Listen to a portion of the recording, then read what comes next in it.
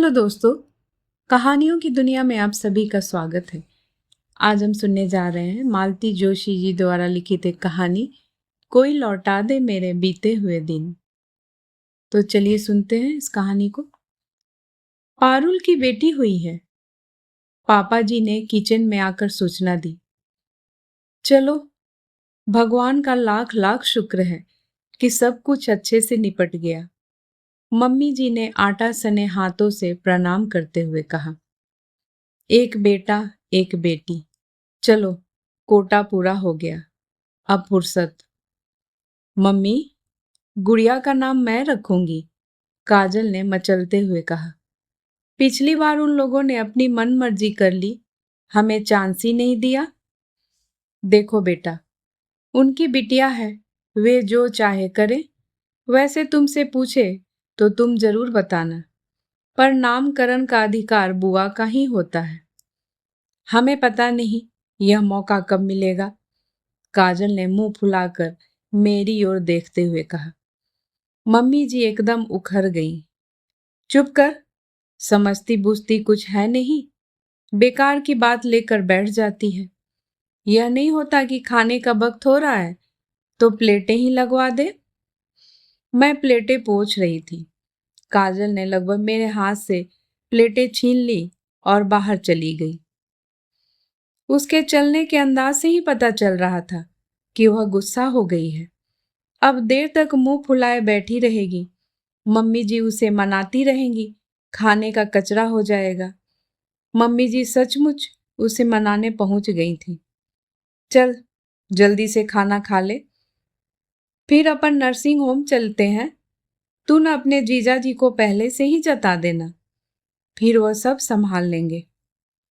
मैंने सोचा, बुआ न बन पाने का काजल को दुख है, मामा बनने की मेरे भैया को बेसब्री है। नानी न बन पाने के कारण मेरी माँ चिंता में घुली जा रही है। जब जाती हूँ तब डॉक्टरों के यहाँ, पंडितों के यहाँ चलने का आग्रह करती हैं, पर मम्मी जी को, मेरी सास को कुछ नहीं समझ आता। क्या उन्हें दादी बनने की लालसा नहीं है, या ये सब कुछ उनकी मिली भगत से हो रहा है? रात के 9 बज रहे थे, फिर भी सब लोग पारुल की बेटी को देखने के लिए चले गए कि प्राइवेट अस्पतालों में समय की पाबंदी नहीं होती। सारथी बनकर इन्हें तो साथ जाना ही था, पर थकान का बहाना कर मैं नहीं गई। ऊपर कमरे में आकर लेट गई। कोई 10:30 के बाद ये लोग लौटे। कपड़े बदलते हुए ये गुड़िया की, नर्सिंग होम की व्यवस्था की, पारुल की सास की तारीफ करते रहे। मैं चुपचाप लेटी रही। मैंने कोई प्रतिक्रिया नहीं दी। बत्ती बुझाकर वे जब लेटने को हुए तब मैंने एकाएक कहा, पारुल की शादी हमसे 2 साल बाद हुई है और वह 2 बच्चों की मां बन गई है। ये एकदम चौंके। उनके लिए मेरा यह हमला एकदम अप्रत्याशित था। अपना बचाव सा करते हुए बोले, उसके पास काम धाम कुछ है नहीं, बैठे बैठे बस बच्चे पैदा कर रही है, और हमारे पास काम ही काम है, इसलिए बच्चा पैदा करने की फुर्सत नहीं है। ये कैसी बातें कर रही हो? कोई सुनेगा तो सोचेगा तुम्हें पारुल से ईर्ष्या हो रही है। क्या मुझे उतना सा भी हक नहीं है? कम ऑन यार, डोंट बी अपसर्ड। हम लोगों ने एक निर्णय लिया है। हम लोगों ने नहीं, आपने, या शायद आपके घर वालों ने भी। पहले मकान की किस्तें चुकाने की बात थी, फिर पारुल की शादी का लोन आ गया, और अब शायद काजल की शादी की प्लानिंग होगी। मुझे बताइए, हम अपनी जिंदगी कब जिएंगे? क्यों? हम लोग अच्छी खासी जिंदगी जी तो रहे हैं। एक बच्चा ही तो नहीं है, बाकी क्या दुख है तुम्हें? वाह, क्या जिंदगी है। इस कमरे में सिमट कर रह गई हूं मैं। इसके बाहर मेरी कोई दुनिया ही नहीं है। रसोई में तुम्हारी माँ का एकाधिकार है। अपनी पसंद की चाय भी बनाने जाती हूँ तो वहां जैसे भूचाल आ जाता है। ड्राइंग रूम पर पापा जी का कब्जा है। किसी को घर बुलाए भी तो कहाँ बिठाए, समझ में नहीं आता। और किसी को बुला नहीं सकते तो किसी के घर जाते भी नहीं है। संकोच होता है। हम लोग पिक्चर नहीं जा सकते क्योंकि घर में कुंवारी बहनें हैं। उन्हें हर पिक्चर में साथ नहीं ले जा सकते और अकेले जाना तो महापाप होगा। मैं अपने लिए एक रुमाल तक नहीं खरीद सकती। घर में बराबरी की नंदे हैं। जो कुछ भी खरीदना है सबके लिए खरीदना होगा। हम कहीं घूमने नहीं जा सकते क्योंकि घर का बजट बिगड़ता है। घर से दफ्तर और दफ्तर से घर, बस यही जिंदगी रह गई है। कसम से बोर हो गई हूं मैं। कम से कम एक बच्चा ही दे दो, कुछ तो मोनोटोनी टूटे। ये तुम्हें क्या हो गया है आज? You are making me feel guilty. Really? यह एक ही शब्द मैंने कुछ इस अंदाज से कहा कि वे तिलमिला गए, एकदम उठकर बैठ गए और निर्णायक स्वर में बोले, तुम मेरा मजाक बना रही हो ना? ठीक है, तो कान खोलकर सुन लो। काजल की शादी तक इस विषय पर कोई बात नहीं होगी। Okay? Now good night. Good night कहकर उन्होंने तो करवट बदल ली, पर मैं सो नहीं सकी। मेरे लिए वो बड़ी ही बैड नाइट थी। पारुल के यहाँ बेटी का जश्न बड़ी धूमधाम से मनाया गया। वकायदा कार्ड वगैरह बांटे गए। हम लोग भी ढेरों सामान के साथ वहां पहुंचे थे। रास्ते भर मम्मी पापा जी पारुल के सास ससुर का गुणगान करते रहे कि कितने सुलझे हुए लोग हैं। बेटी का जन्मोत्सव भी उसी शान से मना रहे हैं। काजल खुश थी कि जीजाजी ने उसका अनुरोध मान लिया है।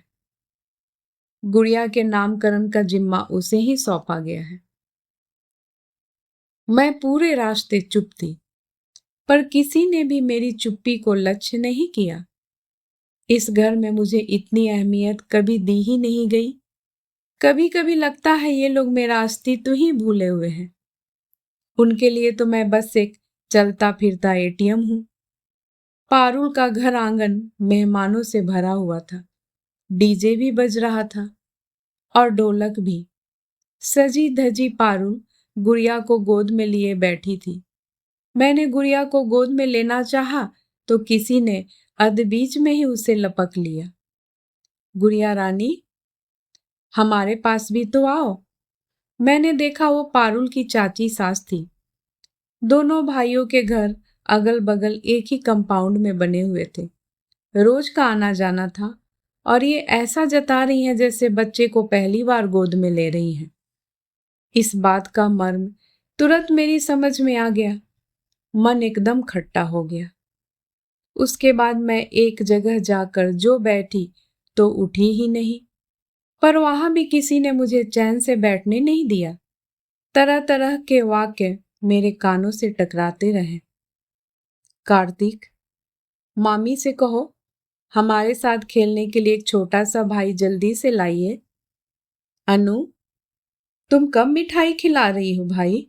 देखो, पारुल पीछे से आके आगे निकल गई। समधिन, अब आपके यहाँ भी बधावा बजना चाहिए। कब से इंतजार कर रहे हैं। पारुल की सास ने तो मम्मी जी को एकदम घेरी लिया। बहन जी, अब अनु को सीरियसली इस बारे में सोचना चाहिए। 5 साल बहुत होते हैं। अरे भाई, हमने तो कई बार कहा कि हमारे हाथ पैर चल रहे हैं, तब तक 1-2 जितने करने हैं कर लो। 1-2 से ज्यादा तो वैसे भी आजकल कोई करता नहीं है, पर हमारी कोई सुने तब ना। आप तो जानती हैं, बच्चे होते हैं तो आजादी में थोड़ा खलल पड़ता ही है। इतनी देर से लोग मुझे टोक रहे थे, कोंच रहे थे। मन एकदम लहूलुहान हो गया था, पर मम्मी जी की बात सुनकर तो मेरे तन बदन में आग ही लग गई। इतना झूठ भी कोई बोल सकता है? चलते समय मैंने पारुल की सास के पैर छुए तो उन्होंने मुझे गले से लगा लिया। बोली, बेटा, मैं तुम्हारी माँ के समान हूँ। मेरी बात ध्यान से सुनो। भगवान के राज में ज्यादा दखल अंदाजी नहीं करते। नहीं तो वे नाराज हो जाते हैं। वैसे भी हर चीज समय से ही अच्छी लगती है। बहुत देर करोगी तो समस्या हो सकती है। यह जरूरी नहीं है कि जब हम चाहेंगे बच्चा हो ही जाएगा। तो मेरी बात पर गौर करो, समझी? मैंने विनम्रता की प्रतिमूर्ति बनकर कहा। चाची जी, मैं जानती हूँ आप जो कुछ कह रही हैं मेरे भले के लिए कह रही हैं, पर क्या करूं, मजबूरी है। फिलहाल हमारे यहाँ बैन लगा हुआ है। कैसा बैन? काजल की शादी तक घर में बच्चा नहीं आएगा। क्या बात करती हो? सच कह रही हूँ। मेरी शादी के समय एक पंचवर्षीय योजना थी। पहले मकान की किस्तें चुकाई जाएगी, फिर पारुल की शादी का लोन पटाया जाएगा। अब यह योजना 2 साल आगे सरक गई है, क्योंकि काजल भी शादी के लिए तैयार हो रही है। तो फिलहाल बच्चे के लिए न समय है न बजट। क्षण भर को उपस्थितियों में जैसे सन्नाटा छा गया। पारुल मुंह में आंचल ठूसकर रुलाई रोकते हुए उठकर चली गई। मेरा पूरा परिवार सकते में था। मम्मी पापा जी के चेहरे पर जैसे राख पुत गई थी। पापा जी गुस्से से थर थर कांप रहे थे। समधियाने का लिहाज करके ही चुप थे, वरना गदर मचा देते। मुझे लगा था लौटते हुए गाड़ी में ही बमबारी शुरू हो जाएगी, पर वैसा नहीं हुआ। सब चुप थे। शायद इन्होंने हिदायत दे रखी हो। घर पहुंचकर महाभारत होना निश्चित था, इसलिए मैंने सीधे अपने कमरे का रुख किया। कपड़े बदलकर बिस्तर में दुबक गई। ये कमरे में आए तब एकदम भरे हुए थे। नीचे काफी फायरिंग झेल कर आए थे। अब सब कुछ मुझ पर खाली करना चाहते थे। तुम 2 मिनट चुप नहीं रह सकती थी?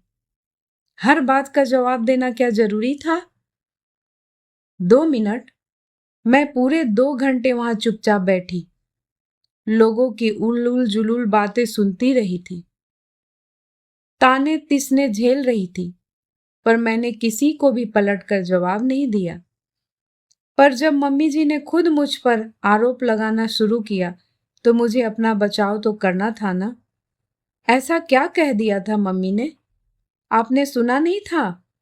वे बोली कि हम तो बार बार कह रहे हैं कि अब एक आध बच्चा हो जाने दो, पर वो तैयार नहीं होती। बच्चों से आजादी में खलल जो पड़ता है। बस ये हिपोक्रेसी मुझसे बर्दाश्त नहीं हुई। हिपोक्रेसी? तुमने मेरी माँ को हिपोक्रेट कहा? तुम्हारी ये मजाल? और उनका हाथ एकदम उठ गया। पता नहीं कैसे मैंने इस प्रतिक्रिया को भांप लिया था, इसलिए मैं बिल्कुल तैयार थी। मैंने उनका हाथ हवा में ही थाम लिया। अपनी दोनों मुट्ठियों से मैंने उनकी कलाई कस कर पकड़ ली और कसैले स्वर में कहा, बस इतनी ही मर्दानगी शेष रह गई है? बीबी की कमाई खाने वाले को इतना ताव शोभा नहीं देता? उनकी आंखें गुस्से में फट पड़ने को हुई। दांत पीस कर बोले, मैं तुम्हारा खून पी जाऊंगा। बाय ऑल मीन्स, मैंने शांति से कहा, अगर कुछ बाकी बचा हो तो खुशी से पी लेना। वैसे 5 सालों में आप लोगों ने मुझे पूरा ही निचोड़ लिया है। उनके तेवर एकाएक ढीले पड़ गए। आवेश ठंडा पड़ गया। गुर्रा कर बोले, अपनी नौकरी पर बहुत नाज है ना तुम्हें? कल से घर बैठो। तुम्हारे इस घर में आने से पहले भी हम जी रहे थे, आगे भी जी लेंगे। मैंने कोई जवाब नहीं दिया। एक झटके से उनका हाथ छोड़कर आराम कुर्सी में जाकर धंस गई। उनका तो पता नहीं, पर मैंने पूरी रात आंखों में ही काट दी थी। उसी आराम कुर्सी पर। रात क्या थी? काल रात्रि थी, किसी तरह कट ही नहीं रही थी। आधी रात के बाद धीरे से उठकर मैंने अपना एयर बैग निकाला, उसमें जरूरी कपड़े और पैसे रखे और सुबह की प्रतीक्षा करती रही। सुबह जैसे ही नीचे का गेट खड़का, मैं समझ गई कि मम्मी पापा जी घूमने निकल गए हैं। मैं धीरे से नीचे उतरी, गेट खोलकर सड़क पर आ गई। कॉर्नर पर एक रिक्शा मिला, उसमें बैठकर सीधे स्टेशन की राह ली। रास्ते भर मेरा मोबाइल रुक रुक कर बजता रहा। मैं फौरन काट देती थी। थोड़ी देर बाद फिर बज उठता। उकताकर मैंने फिर स्विच ऑफ ही कर दिया और सो गई। अरसे बाद जनरल बोगी में सफर कर रही थी, पर रात भर की जगी हुई थी, इसलिए बैठे बैठे भी खूब अच्छे से नींद आ गई। उठी तो खूब फ्रेश लग रहा था। मैंने सोचा कि मुझे देखकर सब चौंक पड़ेंगे, पर ऐसा कुछ नहीं हुआ। मेरा आगमन शायद अपेक्षित था। पापा छूटते ही बोले, तुम घर से कहकर नहीं चली थी क्या? क्यों? सुबोध का 2-3 बार फोन आ चुका है। बहुत बड़ी लग रहा था। पापा की बात पूरी भी नहीं हो पाई थी कि फोन की घंटी फिर बजी। शायद उसी का होगा, पापा बोले, और उन्होंने फोन उठा लिया। हाँ हाँ, आ गई है, बस अभी अभी घर में घुसी है। फिर उन्होंने मुझसे इशारे से पूछा कि बात करोगी, तो मैंने मना कर दिया। वो अभी बहुत थकी हुई है, थोड़ी देर बाद तुमसे बात कर लेगी, पापा ने कहा और फोन रख दिया। तब तक माँ चाय ले आई थी। चाय पीकर मैं माँ के कमरे में ही जाकर लेट गई। ऐसी नींद लगी कि खाने के लिए माँ को जगाना पड़ा। खाने की टेबल पर सभी लोग मौजूद थे। भैया भाभी भी काम से लौट आए थे, पर मुझसे किसी ने कुछ नहीं पूछा। शायद माँ ने ताकीद कर दी होगी। सबने वातावरण को सहज बनाने की भरपूर कोशिश की। उनकी यह सदाशयता देखकर मेरा मन भर आया। मुझे नॉर्मल होने में 2-3 दिन लगे। फिर एक दिन दोपहर में एकांत पाकर मैंने माँ को सारी बात बताई। इनके हाथ उठाने की बात मैं फिर भी छिपा गई। कह देती तो शायद अपनी ही नजरों में गिर जाती। फिर एक दिन पापा ने मुझे पास बिठाकर कहा, माँ ने मुझे सब कुछ बता दिया है, अब बताओ आगे क्या इरादा है? अभी कुछ सोचा नहीं है पापा, पर एक बात तय है, मैं वहां लौट कर नहीं जाऊंगी। तुम्हारी नौकरी ट्रांसफर करवा लूंगी, नहीं हुआ तो दूसरी ढूंढ लूंगी। इस बीच इनके फोन आते रहे। एक बार मैंने ही उठा लिया था। बोले, आना चाहता हूं। मैंने कहा, अपमान सहन करने की क्षमता हो तो आने का मन बनाना। उस दिन के बाद फिर फोन आना बंद हो गया। इस विचित्र परिस्थिति में, अजीब सी मन स्थिति में दिन गुजर रहे थे। अड़ोसी पड़ोसियों को, नाते रिश्तेदारों को भनक पड़ गई थी। खुसुर फुसुर होने लगी थी। मुझसे किसी ने सीधे कुछ नहीं कहा, कुछ नहीं पूछा, पर मैं जानती थी कि घर वालों को रोज ही इस अप्रिय विषय से दो चार होना पड़ता होगा। एक दिन रात के खाने के बाद हॉल में माँ पापा भैया भाभी सबने मुझे बुलाकर अपने पास बिठा लिया। पापा बोले, बेटा, हम नहीं जानते कि तुम दोनों के बीच एग्जैक्टली क्या हुआ है। हम तो उतना ही जानते हैं जितना तुमने अपनी माँ को बताया है, पर अब मुझे यह बताओ कि जो कुछ भी हुआ, क्या वह इतना गंभीर है कि उसके लिए तुम अपना घर, अपनी शादी, अपना भविष्य दांव पर लगा दो? मैं पापा को कैसे बताती कि उस दिन पल भर को ही सही मैंने उन आंखों में प्रतिहिंसा की जो लपट देखी थी, उसमें मेरे भीतर जो कुछ कोमल था, मधुर था, प्रेयस था, सब जलाकर राख हो गया है। अब उस राख को कुरेदने का मेरा मन नहीं है। पापा, मैंने कांपते स्वर में कहा, मैं आप लोगों पर बोझ नहीं बनना चाहती। मैं अपने लिए शट अप। भैया एकदम गरजे, फालतू बात मत करो। पापा जो कुछ पूछ रहे हैं उसका जवाब दो। मैं अपनी बात बहुत पहले कह चुकी हूँ, मैंने निर्णायक स्वर में कहा। ठीक है, तो अब हमें आगे की कार्रवाई करनी होगी। हम यूं हाथ पर हाथ धरे नहीं बैठ सकते। फिर पापा ने सुबोध को लंबा पत्र लिखा। मुझे दिखाया भी था। लिखा कि कारण जो भी रहा हो, अनुश्री अब वापस नहीं जाना चाहती। तो अब हमें इस स्थिति का समस्या का वैधानिक निराकरण करना होगा ताकि यह अनिश्चय की स्थिति समाप्त हो। तुम दोनों बंधन मुक्त होकर अपनी अपनी राह चलने को स्वतंत्र हो जाओ, यही श्रेष्ठकर है। इसके लिए आपसी समझौता एक अच्छा विकल्प है। इससे पैसा भी बचेगा और समय भी। न्यायालयिक प्रक्रिया लंबा समय लेती है और उसमें छीछा लेदर भी बहुत होती है। माँ ने बहुत चाहा था कि हम दोनों एक बार साथ बैठकर शांति से बात करें तो कोई हल निकल आएगा, पर मैंने साफ मना कर दिया। माँ को बहुत बुरा भी लगा। वे सहज क्षमाशील प्रवृत्ति वाली महिला है। उन्हें आश्चर्य हो रहा था कि उनकी बेटी में ये अक्खरपन, यह हठ धर्मिता कहाँ से आ गई।